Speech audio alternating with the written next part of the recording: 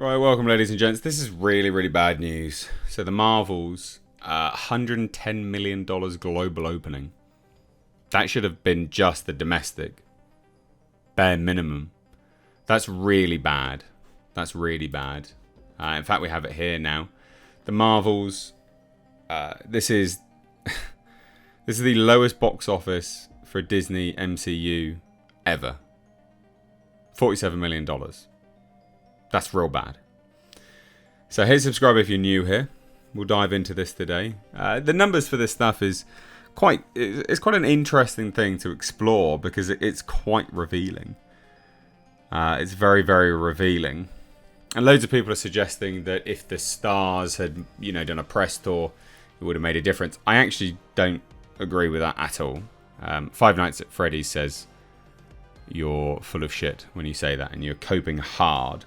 It doesn't matter. If the interest is there, people will come out and see it. Barbie says you're talking shit with that as well. And it doesn't help when you have the director saying things like this. We'll take a look at the numbers in a minute. But the Marvels director Nia DaCosta responds to those who believe that the MCU sequel is too woke.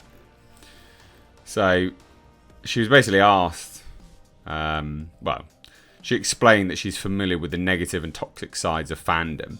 She says, I'm a big old fan of nerdy shit for a long time.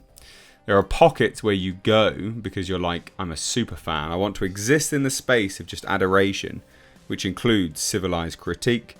Then there are pockets that are really virulent and violent and racist and sexist and homophobic and all those awful things. And I choose the side of light. That's part of the fandom I'm most attracted to. Sure, fine. I don't think anyone wants to sit in the side that you're talking about, quite frankly. And she was also asked about whether the song by the Beastie Boys Intergalactic was on purpose because of the line, don't you tell me to smile. And she goes, that's the first time I've realised the lines are in the song. Alright. I cannot say that was on purpose on my part. Sorry to be disappointing. But like I say, this stuff's not good. $110 million global opening weekend. That's real bad. Lowest ever for Disney MCU offshore. I think $47 million domestic is the lowest as well. But let's take a look. So, Disney Marvels, The Marvels, has, as we expected, yesterday and now today, come in with the lowest start ever for a Disney MCU title worldwide and internationally. So, the $110.3 million global launch. Estimates include $63.3 million from the international box office in 51 markets and $47 million from domestic.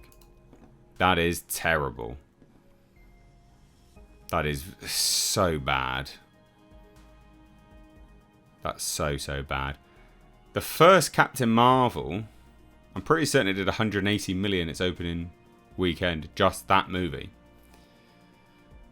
So, and they even say here, there's been a last-minute push for the Marvels with an appearance by star Brie Larson on Friday's The Tonight Show. And at a theatre in New York City, post-actors strike have not moved weekend grosses any higher for the Marvels. Film was posted a weekend at the bottom of yesterday's estimates with $47 million, the lowest ever. So it's the lowest ever domestic as well as international. $47 million, lowest ever domestic box office. It's worse than The Flash, guys. That's worse than The Flash. That is worse than Black Widow, a movie you could see for free at the same time. Right, no one could do a tour then, either, just as an FYI. That's the lowest ever for Disney's MCU. Don't blame the running time, as the Marvels clocks in at 97 minutes versus other MCU picks, which have run times over 2.5 hours.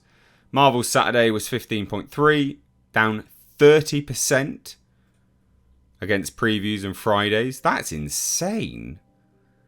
From Friday to Saturday, it was down 30%. Christ. Worldwide, per Nancy, who'll have an update soon, is at 110 million. I think it's still at that. 110.3, yeah. Which is also bottom rung for the MCU and below the $140 million they were forecasting. I mean, even if it had $140 million would still be terrible for this film. So the Marvels gets one of the worst cinema scores. And that's the thing. People just don't care. They did have the breakdown, and I think it was 2/3 men that went to watch it. So even when they sit there and they're like, oh, it's misogyny actually to blame. No, it's not. Because they did have the breakdown, and it was men. It was men that were watching it. So that's the most hilarious part of it, to be fair. They say, one studio insider has argued to Deadline that the Marvel's drop here is attributed to the pick not being part of the sandwich between Avengers Infinity War and Endgame that the former pick had to. Yeah, probably. People were duped into watching it. Actually. I can't imagine that an epilogue alone is responsible for 1.1 billion in global grosses. No, I mean, it just came at the height of superhero sort of, chaos, basically. Now, again, here's the breakdown. So the Marvels, 65% male leaning. So where's that misogyny, guys? 65. That's the majority of your audience went to watch that film. 22% women. 65 male leaning. Well, it says 22% women. Obviously, it's, 35 women. 35% of it was women that went out to watch it. So where are you then, hey? Come on now. You blame misogyny, guys. 35% female was the audience for the Marvels. 45% were men over 25. 22% women over 25. Giving it the best grades at 82%. Men under 25 at 20%. And women under 25 14%. Biggest demographic was 25 to 34% at 25 to 34 age range, sorry, at 33%.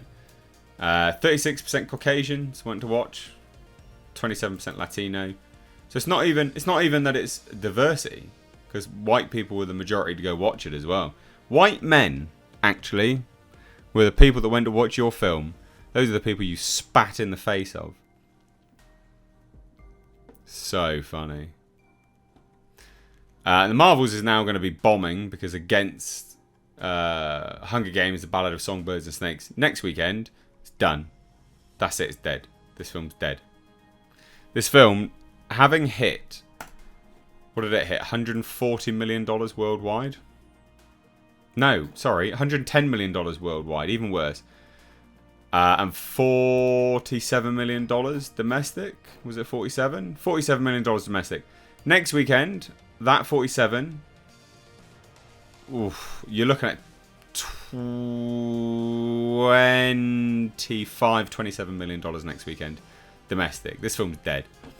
This film will now struggle, genuinely struggle to hit its budget, which is not its budget, but its actual just, budget of $220 million. It will struggle to hit that. This film, because it had a budget of $220 million, needed to make somewhere in the region of over $600 million to start breaking even. Because you account for some of the marketing. $220 million budget puts it at $440 just on production budget. There would have been some reshoots involved in that as well. If you were being super, super, super kind, you'd just be like, oh, they just spent $80 million on marketing. They didn't. They spent more than that. But imagine if they did. $300 million, over $600 million to break even. This film will lose somewhere in the region of $300 to $400 million for the studio. That is embarrassing. And it's terrible. But there you go.